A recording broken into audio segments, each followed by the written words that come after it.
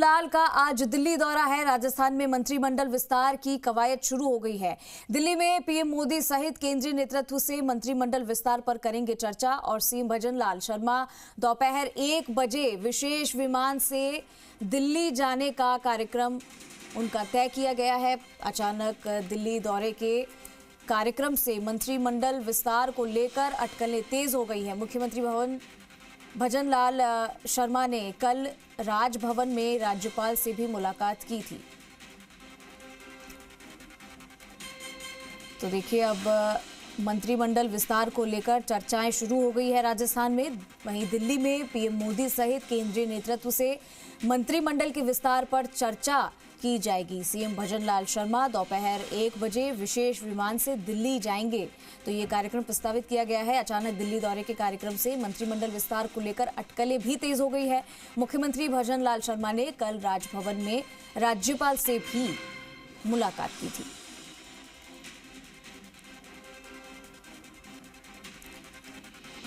तो राजस्थान में अब मंत्रिमंडल विस्तार होगा, इसको लेकर अब चर्चाएं भी तेज हैं।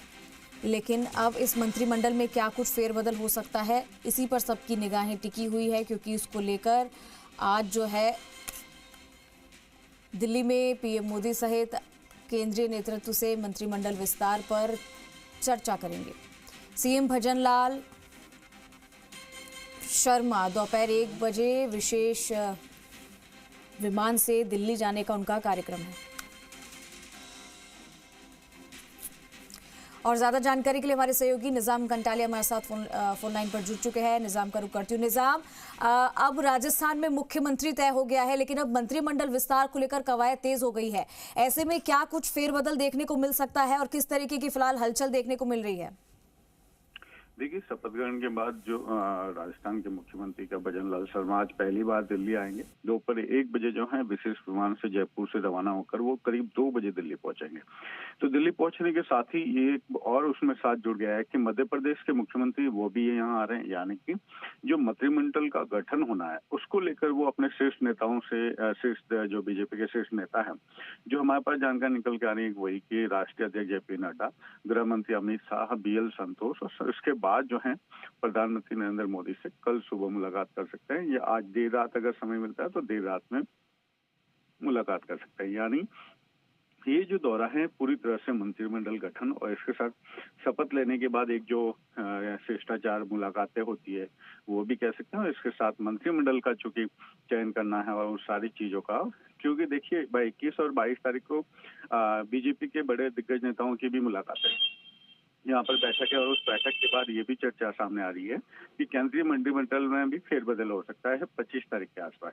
अगर ऐसी स्थिति में तो राज्य में किन लोगों को समायोजित करना है, किन्हें राज्य मंत्रिमंडल में शामिल करना, और वहीं कुछ नेताओं को जो राज्य लेवल पर नेता हैं उन्हें दिल्ली में समायोजित करना है, तो किस तरीके से ये तालमेल बैठाया जाना है, उन सभी पे जो है आजकल में चर्चा हो सकती है। और यही दौरा, इसीलिए ये दौरा जो है मुख्यमंत्री भजन लाल शर्मा का दौरा बेहद महत्वपूर्ण हो जाता है, क्योंकि आने वाले जो सप्ताह है, अगले सप्ताह में जो है मंत्रिमंडल। निजाम, क्या ऐसी भी कोई जानकारी मिल रही है कि ये जो मंत्रिमंडल है पहली बार में संक्षिप्त होगा और इसमें 10 कैबिनेट मंत्री और 5 राज्य मंत्री बनाए जा सकते हैं? बेशक देखिए कि जो जानकारी निकल के आ रही है कि वो लगातार विस्तार हो सकता है। यानी अभी 15 से 20 के बीच में संख्या बनाई जा सकती है, और उसके बाद जो है कुछ जगह खाली रखी जाए, ताकि जब लोकसभा के हिसाब से, चुनाव के हिसाब से, कि जो ताकि जो प्रोत्साहित करने वाले जो लोग हैं, जिनका काम अच्छा बेहतर हो, तो उनको और आगे जो है प्रोत्साहित किया जा सके। तो फिलहाल एक कुछ पद जो है कह सकते हैं आपकी बिल्कुल जो आगे रखे जाते हैं। ठीक है निजाम, कौन कौन है इस लिस्ट में, कौन कौन दावेदार है, जरा अगर नाम की चर्चा की जाए तो? देखिए दावेदार तो अभी जिस तरीके से अगर आप बीजेपी में जीते हुए विधायकों की लिस्ट देखें, 115 में कम से कम ऐसे करीब 30 से 35 नाम ऐसे हैं जो इसके लिए डिजर्विंग है। लेकिन देखिए कि बीजेपी का नेतृत्व जो वर्तमान परिस्थितियों में है वो इस तरीके के निर्णय लेता है जो कि संभावित नहीं होते हैं। जो हम जिस तरीके से देखा कि मुख्यमंत्री का नाम आया जी, लेकिन अभी सबसे ज्यादा जो अगर आप बात करें, किरोड़ी मीणा ऐसे शख्स हैं जिनको लेकर लगातार बात हो रही है। उनका सांसद से इस्तीफा हो चुका है, राज्यवर्धन राठौर का सांसद से इस्तीफा होकर विधायक हो चुके हैं, बाबा बालकनाथ हैं सही। तो जो तमाम जो वरिष्ठ नेता हैं उनको जिस तरीके से पार्टी ने समायोजित किया है राजस्थान में, तो संभव है कि जो दिग्गज चेहरे हैं, जिनका अनुभव, जिनका जो अनुभव रहा है, उस अनुभव का जो पार्टी है काम में ले सकती है। क्योंकि इसमें कई ऐसी स्थितियां हैं, जैसे प्रेमचंद बैरवा है, चाहे दिया कुमारी हैं, तो फिलहाल अगर वो कहें प्रशासन में देखें तो वो पहली बार शामिल हो रही है। निजाम, यहाँ पर कल मुख्यमंत्री भजनलाल शर्मा ने राजभवन में राज्यपाल से भी मुलाकात की थी। इस मुलाकात की क्या मायने हैं? बेसिक ये सभी चीजों को इसी से जोड़ कर देखा जाए कि शपथ ग्रहण के बाद जो है सबसे महत्वपूर्ण अगर कोई काम है तो वो यही है। देखिए, इससे अलावा भी देखिए कुछ चीजें महत्वपूर्ण है, जैसे कि राज्य के जो मुख्य सचिव हैं उषा शर्मा, उनका कार्यकाल समाप्त हो रहा है क्योंकि उनका कार्यकाल बढ़ाया गया था 6 महीने के लिए। तो वो इसके साथ ही राज्य के महाधिवक्ता की नियुक्ति एक बेहद इंपॉर्टेंट चीज होती है।